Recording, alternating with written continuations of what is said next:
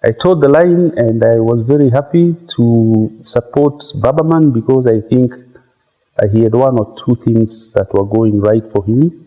The only thing is that he was very lethargical. He was very, he believed that if Uhuru will support him, definitely he will get the presidency. And so he did not put as much effort as I thought he would. Greetings, ladies and gentlemen, and it's so great to have you on board. And I believe that this video is finding you so well from wherever you're watching. Now, welcome to today's analysis.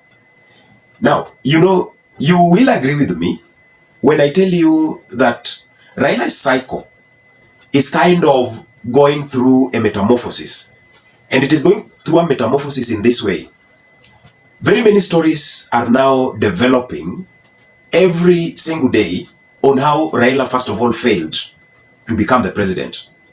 In fact, every key figure that supported Raila within the campaign period or actually joined Raila's camp, the ultimate end of the game, which came the way it came, has resulted to these figures giving us what went down.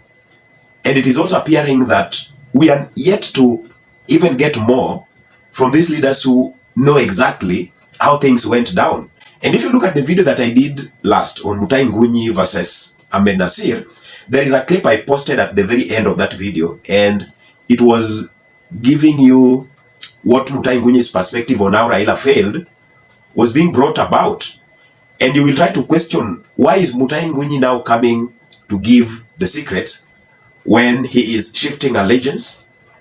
That is the reason why I connected it to that video I was doing about Mutahi Ngunyi and Ahmed Nasir. Now, I will repeat this, and for a very appropriate time again, that Raila has always been on the wrong side of the history. And history has not been favorable, for him. But the way things are right now, I am seeing that the camp of Raila is shrinking. But it is shrinking based on the expectations that I've always seen. Raila is going back to his default setting, where he is only going to remain with those leaders who are ever loyal to him. In fact, look at the camp that came to support Raila, in 2022 campaign period and the general election. Some of them, after Raila failed, from day one, they ditched Raila Odinga. In fact, some of them went and, licked the government's, hands. They bowed and asked for government to consider them and give them what they can eat. They neglected Raila Odinga. Now, the people that Raila trusted with kind of strategic management, or people who are aligning how he is supposed to take things, seriously, are now coming to give us the books on Raila's failure. They are coming to give us what went down. And we can equate it to what they always say, that it reaches a time when the chaff is separated from the wheat. When things have failed, the loyals, the people who are very loyal, the leaders who are very loyal, are the ones who are sticking with Raila Odinga. Mimi kama Babu Owino, mimi ni mjumbe wa opposition.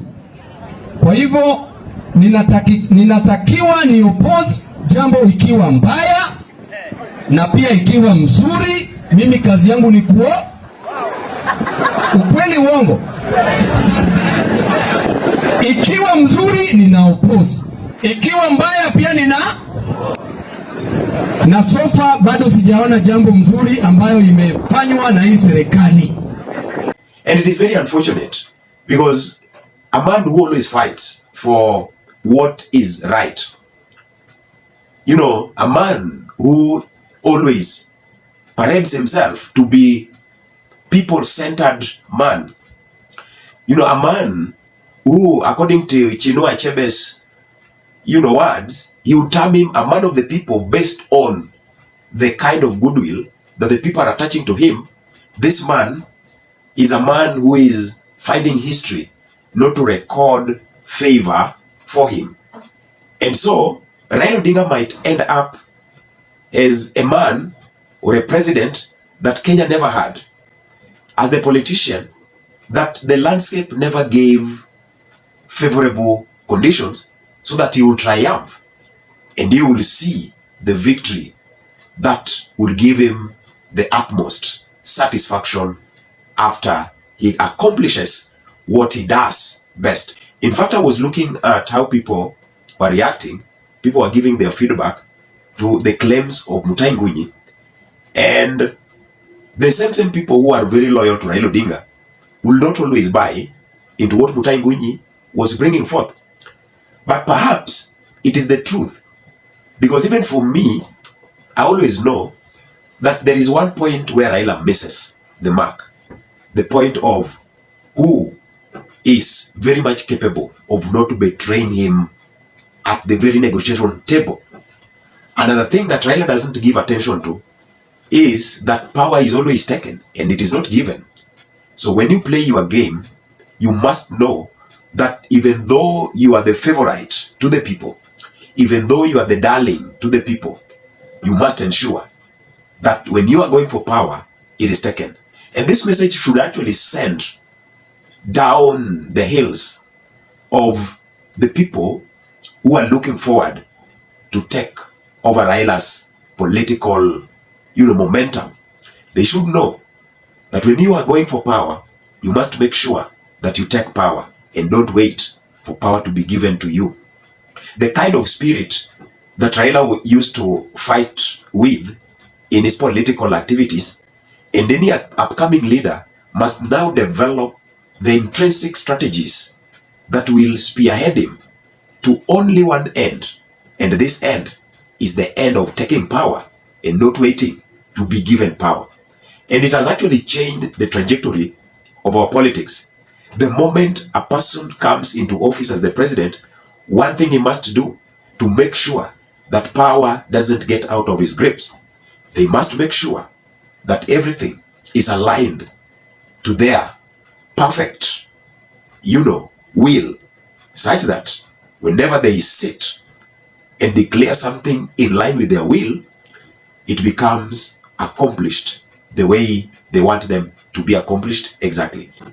You can revisit what Mutahi Ngunyi said, and some of these leaks are coming out to just enlighten any leader who needs to take steps ahead for the surety of power being taken and not given. I raised that issue with him, Raila Odinga, bilaterally, one-on-one, in his current home. I went to see him, and he can confirm this. And when I told him two things: one, if Uhuru doesn't come to campaign for you in Central, you're going to lose. I told him, number two, if you're relying on the deep state to deliver this election for you, you are going to lose, because the deep state is completely incompetent as currently constituted. It will not deliver this election for you. His response, because when in Bomas, when the elections were the voting was happening, I called him and I told him, if you allow Ruto to cross the 50% plus one mark, consider the presidency as gone. And I told him, remember, I had informed you that the deep state will not help you in this particular process. They have no skin in the game at all. He told me, say no more. I concede, it is very clear. And I think that's when he brought in a lot of his people on the floor of Bomas, because a good number of them were not there. They had already abandoned the process nationally, and Orengo was in Siaya, Gladys Wanga was doing her thing in Homa Bay. All the big guns were absent at Bomas because they had already disinformed themselves that this thing is with us. We have won it. We have the deep state. We have the historical trends. So they basically got very, very lax. And three, they were very disorganized. I've never seen a disorganized political machine as that one.